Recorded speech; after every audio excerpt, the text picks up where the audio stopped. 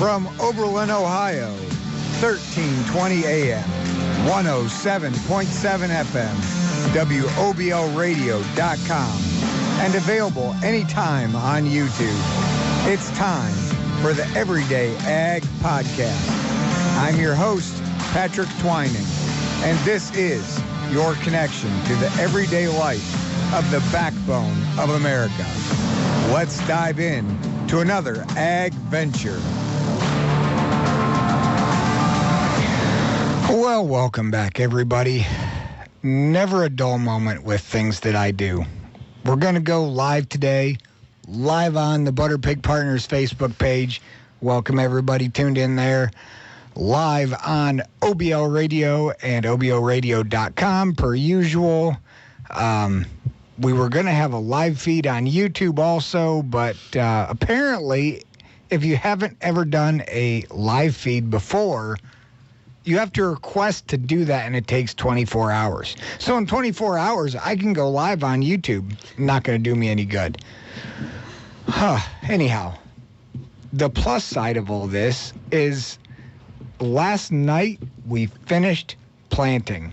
So the Plant 24 campaign is done. And that 2-day break from the rain we got the end of last week was great. Dad needed that. He's 6 or 7 weeks off back surgery now, and being on a tractor all day, he won't tell you it was bothering him, but it was.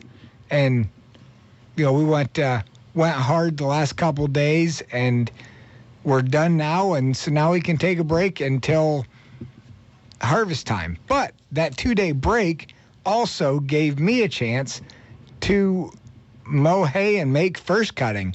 I mowed on Saturday, which is the first time I've ever made good hay in May.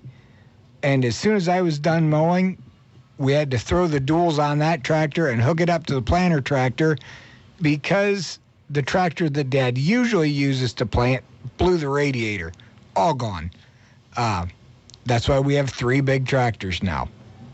So I also, when I baled Monday, I did something that I've never done before, which was at a mention of a friend, is I baled at twilight, and I lost no leaves. I had no shatter on my alfalfa. It was amazing.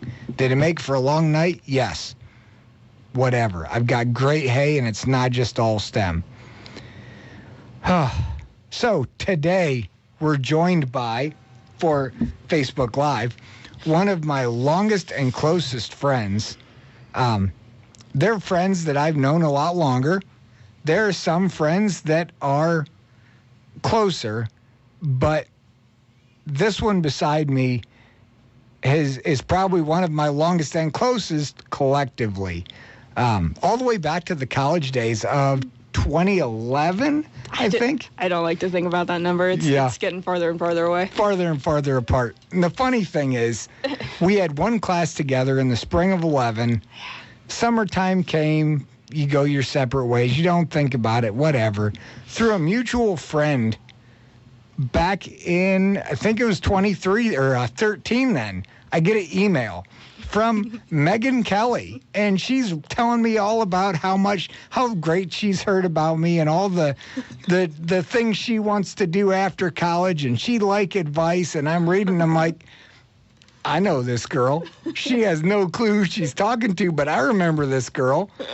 And I let that email chain go for a while, and I don't know if it was a text message or a phone call or what, but I'm like, hey, you know who I am, right? But whatever. It's not like I hold it over her head or anything. Not at all. So without further ado, the great Meg Kelly. Hello. We're going to have a whole rundown of Meg's life with the beginning of 4-H to all of the journeys that she has taken through ag. So I guess take it away. Where do you want to start? That email. So I just want to point out from my standpoint, what I remember about it is, if any of you know Patrick in real life, off camera, I guess, this tracks very well. I remember I was laying on the schmooze like real good, and he basically responded like, "Cut the crap," and I was like, "Okay, this is how this is gonna go. Got it." It was very professional for about 3 emails, and that's like, look, just get to the point. Yeah. Just get to the point. I don't even remember what I wanted from you. It was I've got the whole thread. I actually looked it up. I can show you. I've got the whole thread. That's how I know you see in my notes, September 20th, 2013. I was wondering why you knew the specific date. I looked it up to see if I still had that email, along with the 3,000 other emails that Gmail still yells at me about because my box is almost full. That's fair. But let's dive into the life of Meg. All right. Well, so I started in 4-H. I started with horses. We had a small hobby farm, horses, goats, rabbits, bunch of cats, dogs, all the things. And I believe there was a few years at fair that we took the entire barn to the fairgrounds. But that's easiest to do. You don't have to do chores at home then. Exactly. That's what made it so much easier. It was actually more of a pain if we left like 1 or 2 animals at the home. So I was like, well, I'll just do 12 projects this year so we can take the whole barn. It's fine. And then we got Belgian draft horses. So for those who may not know, the Budweiser Clydesdales are probably the famous draft horses. And we have Belgians, which are just a different color. They basically. They're the ones you see in the Amish fields probably. And so after I graduated 4-H, I continued open showing with my family with Belgian draft horses. So that is where I met the love of my life. So we have the nice county fair romance going. He shows Clydesdales, so for those of you who are a fan of the Budweiser Clydesdales, that's where he comes from. And then my entire life, I wanted to be a veterinarian, much like you. Yep. And so I went to Ohio State to go to vet school, just like you. And here we are. Yes. Neither of us are vets. Right. Unfortunately. Fortunately or unfortunately. Well, yeah, if you look at it that way, I mean, I'm a lot happier with what I'm doing now. And I still can do a lot of the things that a vet would do. I probably shouldn't say it on air, but I do. But I also have a good relationship with my vet, and they know that if I call them, there's a problem. True. While we're talking about vets and animals, because look at that, we're already 10 minutes in. If John's ready, do you need us to stall a little bit? Okay, we're going to take a quick break for Keller's. Brought to you in part by Keller Meats in Litchfield, just north of the Circle on State Route 83. They are your prime destination for all your locally sourced beef, pork, lamb, and goat custom processing, as well as a full retail counter. Go to kellermeats.com or visit them on Facebook for more information. All right, we're back. So, per usual, I get sidebarred with everything I do. And so, yeah, take it away. We were going to be vets, and now we're not. I was going to say you don't have the stress of a vet, and then I was like, maybe not. Debatable. Never mind. Debatable. Anywho, so I did not drop the vet crusade until the end of my junior year, which was very late in my college career. You know, I think that's when I did too. Really? Okay, honestly. so I'm not alone in that. You're not boat, alone. Thank God. It's called being hard-headed. Listen, anybody who knows me in real life, no comments. So I did not know what I wanted to do with my life at that point. I was not even aware that cows had nutritionists, for example. Right. So I did what any sensible person does, and I interviewed to go to Texas for the summer and work on a pig farm. So that's what I did. Very memorable summer. Before my senior year, I worked with hogs in what would be considered a commercial hog farm, and then went through senior year and graduated. And since that was the only experience I had, I started out working on a commercial hog farm, horde livestock in Bucyrus, Ohio. It's a great industry to be a part of. Obviously, I just wanted to go a different way. I wanted to go more towards the bovines. And so I decided I wanted to transition to dairy. realized I didn't have any dairy experience growing up with horses and then now into a hog farm. And so I milked cows in my home county, Ashtabula County, to get that boots on the ground dairy experience. So then I could pad my resume with like, hey, college degree, also I've seen a cow before, so and that hire was me. a pretty big herd, right? Yeah. A couple hundred cows. Yeah. Yeah. Yep. So I ended up at Rock River Laboratory, which is a nutrition analytics company, and I was the consultant there, so I was sort of lab help, but also customer facing. And what Rock River does is like the nutrition panel on the side of your Cheerios box. They have the nutrition panel for whatever feed. Dairy nutritionists were obviously a big part of our customer base, but we also tested equine feed, hog feed, whatever else, beef, dairy. And so I got to know that. Loved that job. I loved the customer facing side of it, and also being able to stay in touch with the science and the dairy and being boots on the ground. Then they ended up restructuring and eliminating my position, and so I went into freight brokering. My dad is a truck driver, so I also am very involved with trucking, or have been my whole life, familiar with that side of things. I forgot about that. But that's also kind of how you got into where you are now. It is. Carry on. I am very much, your path will lead you, kind of. So, how I ended up where I am now at Dairy Farmers of America, I am a logistics planner. Fancy. So they saw my animal science degree, dairy background, and my freight brokering experience, and I was obviously a good fit for a logistics planner position in Dairy Farmers of America. So I am employed by Dairy Farmers of America currently. The nuts and bolts of what I do is, along with three other dispatchers, is getting the milk from the farm to the processing plant. So whether it's your cheese plant, your ice cream plant, or your fluid milk plant, me and my colleagues help get it there. We cover Ohio, Western Pennsylvania, Michigan, a small part of Kentucky, and one plant in Charleston, West Virginia. We dispatch about 360 loads a day. I am in charge of Michigan. Hang on. They know where you went to school, right? It's a point of contention, let me tell you what. I know.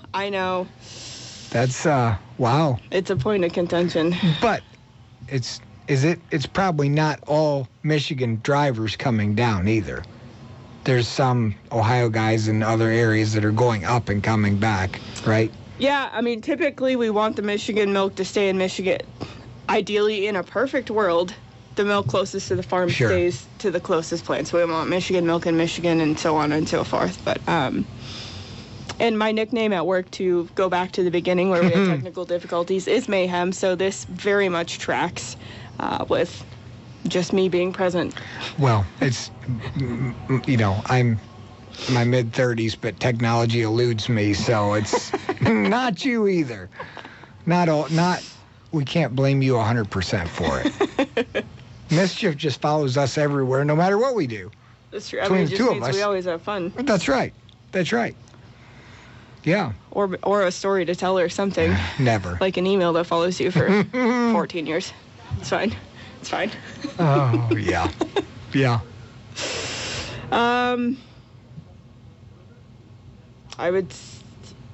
That's best. So I would call myself more ag adjacent or ag alternative. Sure. Because most people, when they think of farmers and agriculture, they think of farming or veterinarians. Right. I have forged a path other ways, and that's kind of been one of the biggest things I've learned, is that there are far many other paths you can take that are not veterinarian or farming. Right.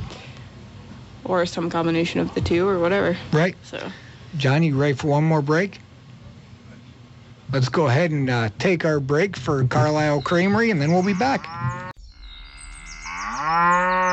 Have you heard about the creamy delight waiting for you at Carlisle Creamery? Introducing their small herd share program, bringing you the finest raw milk straight from the happiest pasture-raised cows north of Route 20. At Carlisle Creamery, the Hamkers believe in the purity of nature. Their cows graze on lush green pastures, producing milk rich in flavors and nutrients. Join their herd share and experience the goodness of farm-fresh, raw milk right in your own home. Get to know your producer and their cows personally and see firsthand where this wholesome product is being produced. Become a part of the Carlisle Creamery family today. Look them up on Facebook or email them at carlislecreamery@gmail.com. Taste the difference at Carlisle Creamery, where every sip tells a story of pure, wholesome goodness. And always remember, know your producer. A little bit of technical difficulty there, but mayhem is here. So, wherever the tornado lands, you've got to watch out for the rest of the path. Let's dive into your new endeavor real quick, as we're already running out of time. So give us a quick crash course on that. So, I am the founder of Noble K Leather Co. I got started mostly because me and my boyfriend live in an apartment, and he needed something to do, and he decided to try leatherworking, and I was like, hey, I'll try that now. I'm still the only one doing leatherworking. He's gone on to other things. So I dove into leatherwork. I'm really enjoying the artistic side of it. Obviously a logistics job is very analytical, and I got to explore the other side of my brain, left, right, whichever, I can't remember.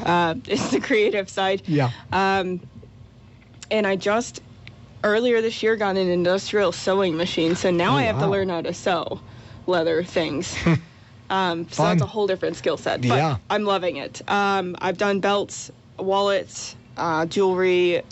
I'm wearing one of my necklaces. Smaller accessory type things, and given the sewing machine edition, his name is TK for Toby Keith. Rest in peace, Toby Keith. I am getting into bags. I'm doing DOP kits, so like the men's shaving kits. Yeah.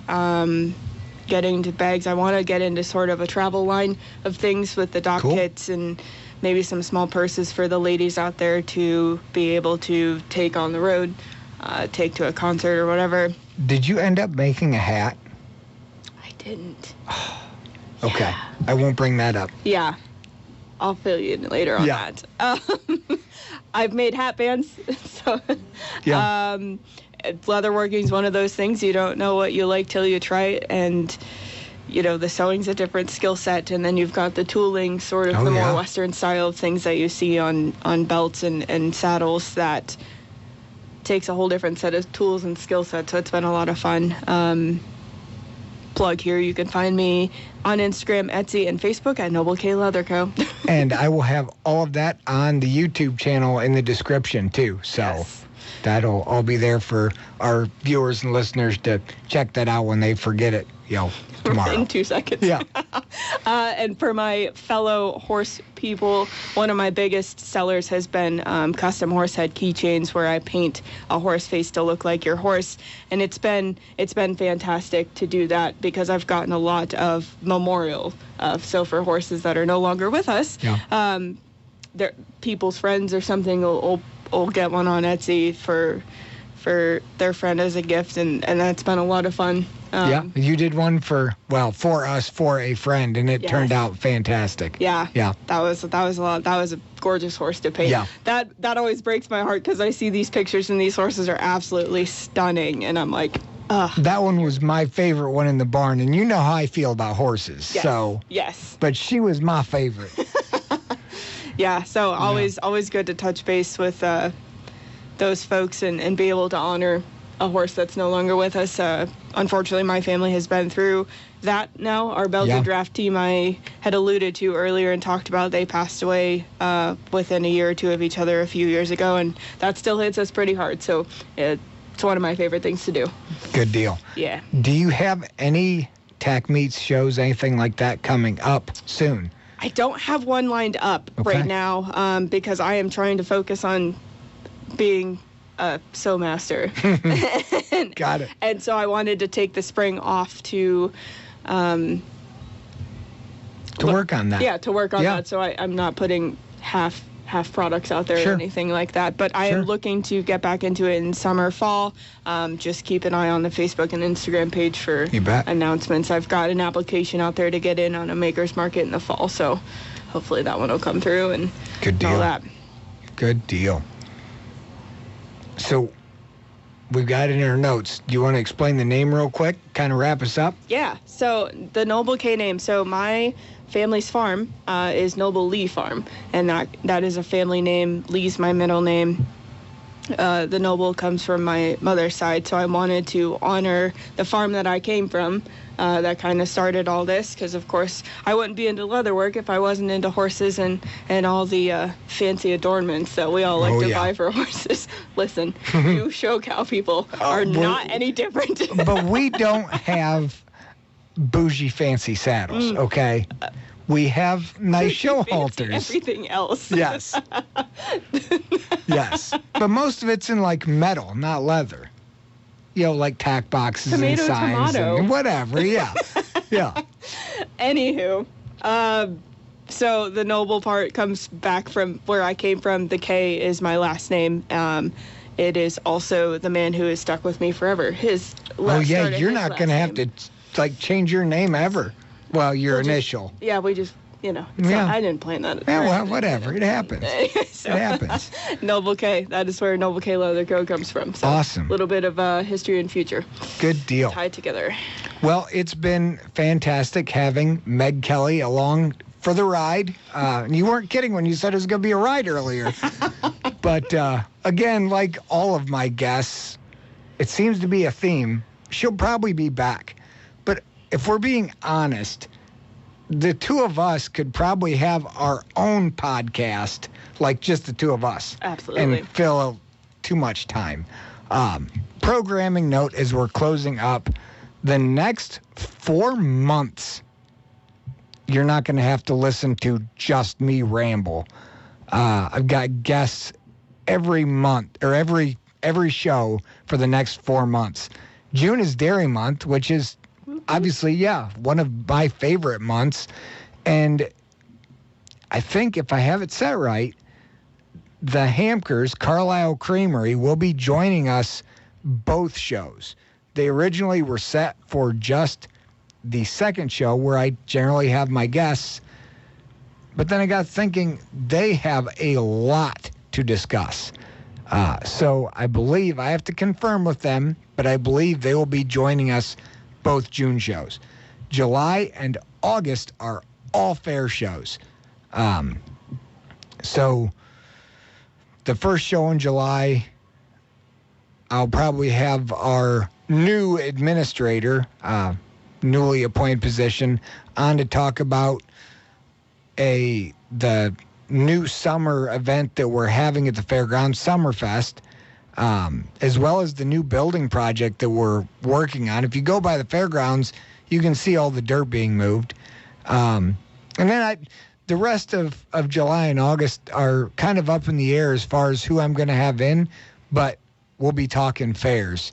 And I have to confirm also, but I believe if everything goes right, we will be live at the Lorain County Fair during Fair Week for a podcast. But like I said, we got to hash out the details on that. So Mayhem's not invited to that one? Maybe. We'll see. Why not? The last show in August, then, if we end up having 3 shows in August, I'll have Finkel Farms on to talk about custom harvesting and all that stuff. September is Jessica Dorr with JD's Mums and More. And then, per usual, check out the YouTube channel, which this video will be on, like the actual footage of us will be on once I get that uploaded next Wednesday. Check me out on Spotify also. Both of those are Everyday Ag Podcast. Facebook, ButterPig Partners. My personal page, Meg Kelly's personal page, Noble K Leather. I also have a TikTok now if you want to go check that out. Wow. Yeah, getting fancy. Holy smokes. And then Noble K Leather also on Instagram, correct? Yes. Okay, go to the Insta for that. And, of course, the clothing line, if you want to check that out at any point. Can confirm. They are Yes. beautiful colors and super comfortable. I bought a sweatshirt earlier in the winter, and I wore it all the time. Good deal. But it's not like ragged yet. You haven't worn it ragged. No. Okay. Got to keep the colors fresh. Come on. For sure. And then, as always, feel free to submit any questions you have to the Facebook page, to YouTube. Email me, butterpigpartners@gmail.com. Like I said, check us out on YouTube. Check me out on Facebook, TikTok, all those good social places that you young kids like to hang out and check out. And it's been another fun show. It's going to be 95,000 degrees for the next 7 months, it seems like. Of course, most people in Ohio complain about winter being cold and then complain about summer being hot. I'll complain about winter being cold more than summer being hot. I can deal with the hot weather because nothing quits working in the summer, where tractors don't start, water pipes freeze, all that crazy stuff in the wintertime. So as much as I don't like how sweaty it is outside, I'll deal with it. I can hose off or jump in the pond and get cool and go back to work. With that, I know we're going to be cut a couple minutes short on this show because we started late, but we've had a good talk. We've had fun. We've had our ups and downs per usual, and we will see you in 2 weeks to talk with the Hamkers, hopefully, about Dairy Month. Until then, we'll talk to you next time. The proceeding was a paid informational program. The views and opinions expressed were not necessarily those of the staff, management, or advertisers of WOBL Radio.